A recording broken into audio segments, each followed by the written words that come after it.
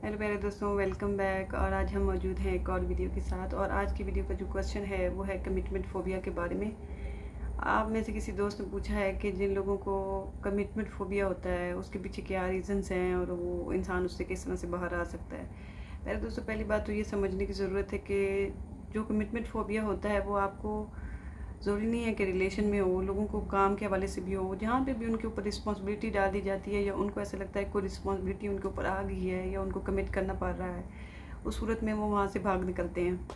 तो रीज़न ये होती है कि वो किस तरह से करते हैं। इवन कि आपका रिलेशन जो है या आपकी जॉब जो है या चीज़ें जो हैं वो अच्छी भी चल रही होती हैं, लेकिन फिर भी आप उस जगह से बाहर आने की कोशिश करते हैं, उस चीज़ को छोड़ने की कोशिश करते हैं। कोई बजाय रीज़न नहीं होती है, लेकिन चूँकि आपके अंदर एक ख़ास तरह की एग्ज़ाइटी पैदा हो जाती है, तो फिर आप क्या करते हैं, आप उस चीज़ से या उस बंदे से या उस जॉब के अंदर जो है वो कीड़े निकालने शुरू कर देते हैं। आप एक लिस्ट बना लेते हैं और आप देखते हैं कि इस बंदे में ये बुरी क्वालिटीज़ हैं। हालांकि उस बंदे में ये, कोई भी इंसान परफेक्ट नहीं होता, लेकिन ये है कि जो भी सूरत हाल होती है वो पॉजिटिव चल रही होती है और आप उसको चला सकते हैं, चाहे वो आपका काम है चाहे आपका रिलेशन है।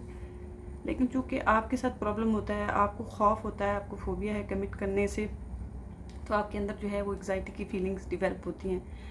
कोई चीज़ें स्मूथ चल रही होती हैं तो आपके जहन में डिफरेंट ख्याल आते हैं। जिन लोगों को भी ऐसा कमिटमेंट फोबिया होता है, फॉर एग्जांपल, उनके जहन में आता है कि हाँ अभी तो चीज़ें अच्छी चल रही हैं, लेकिन शायद बाद में ये चीज़ें सही ना चलें, ये बंदा जो है अभी ऐसा है, बाद में ऐसा हो जाएगा। या जॉब के हवाले से, अभी जॉब अच्छी चल रही है, बाद में ऐसे ना चले, शायद मेरे साथ बॉस ऐसे कर ले, शायद मेरे साथ कुलीग ऐसे कर लें।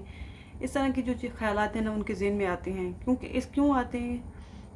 पहली बात तो जब ऐसे ख्याल आते हैं तो ऑटोमेटिकली एग्जाइटी डेवलप होती है और उनके अंदर जो है एग्जाइटी की फीलिंग्स पैदा होती हैं। जब वो एग्जाइटी पैदा होती है तो उनको खौफ और ज़्यादा बढ़ जाता है। और एग्जाइटी की फीलिंग, जाहिर बात है, अच्छी फीलिंग्स नहीं है, आप मेंटली डिस्टर्ब हैं, तो आपकी कोशिश होती है कि उस इन्वायरमेंट से, उस जगह से भाग जाया जाए। तो आप उसके भागने के लिए आप कोई ना कोई जो है रीज़न सर्च करते हैं।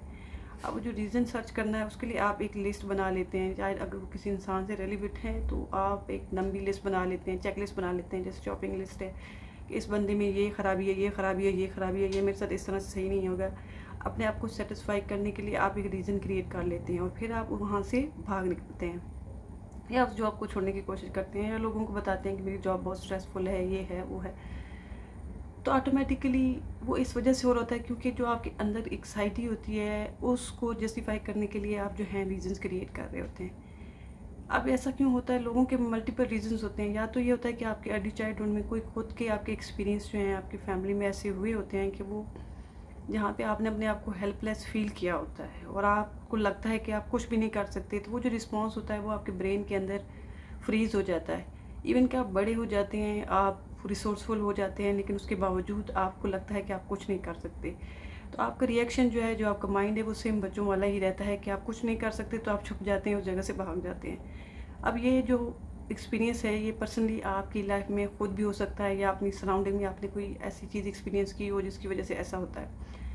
और जब ऐसा फीलिंग आपके माइंड में, आपके सबकॉन्शियस में स्टक हो जाती है तो ऑटोमेटिकली वो एग्जाइटी की फीलिंग्स क्रिएट करती है। जब भी आप किसी ऐसे रिलेशन में जाते हैं जो स्मूथ जा रहा होता है या आपको क्लोजनेस की फीलिंग उससे आ रही होती है, जो आपको लग रहा होता है कि अगला बंदा जो है वो आपके साथ क्लोज है या आप पे डिपेंडेंट हो रहा है या आपको फैमिली की फीलिंग्स आ रही होती हैं, तो जैसे ही आपको ऐसी फीलिंग्स आती हैं तो आपके जो अंदर एग्जाइटी है वो ट्रिगर होना शुरू हो जाती है और वहाँ से आपका जो रिएक्शन है वो फ़्लाइट और फाइट की बजाय सीधा आप वहाँ से फ़्लाइट लेते हैं, वहाँ से भाग निकलते हैं। तो अब इसका सोल्यूशन ये है कि अगर तो आपकी सराउंडिंग में कोई ऐसा आदमी है या कोई ऐसा इंसान है या आप ख़ुद हैं, तो उसके लिए ट्रीटमेंट की ज़रूरत है। आपको साइकोथेरेपी की ज़रूरत है, आपको सपोर्ट की ज़रूरत है कि आप अपनी एग्जाइटी की इन फीलिंग्स को कंट्रोल कर सकें। लेकिन अगर जनरली आपकी सराउंडिंग में कैसा इंसान है तो, और वो रेडी नहीं है या मेंटली तौर पर वो इस चीज़ को एक्सेप्ट करने के लिए तैयार नहीं है कि उसको कमिटमेंट फोबिया है या उसके ये मसाइल हैं,